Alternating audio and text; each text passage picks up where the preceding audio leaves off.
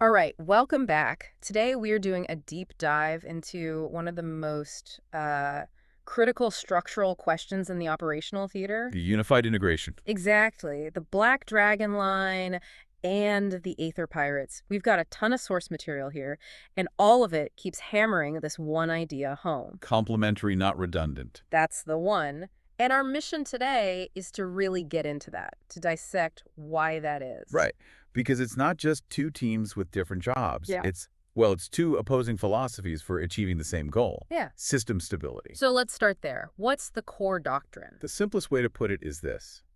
Black dragons prevent breaches, and Aether Pirates respond when a breach occurs. Okay, an internal versus an external force. Precisely. The dragons are the internal immune system, working completely under the surface. The pirates, they're the special forces you call in when the infection breaks out into the open. That makes sense. But the sources really stress that the dragon's work has to be unseen. Why is that so important?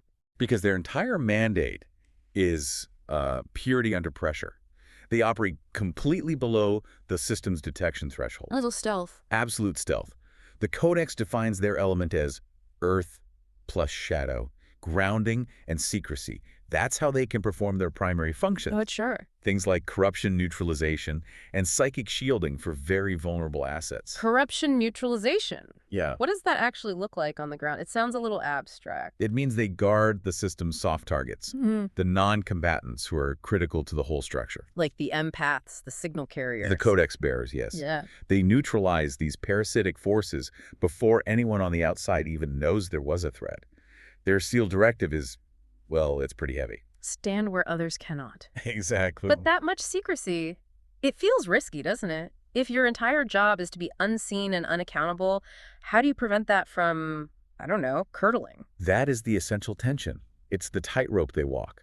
The doctrine itself says their greatest failure risk isn't incompetence. It's tyranny. Tyranny through over-control. When the unseen guardians become too good at controlling things in secret. And that's the trigger point. That's where the handoff to the Aether Pirates becomes non-negotiable. It's a complete flip.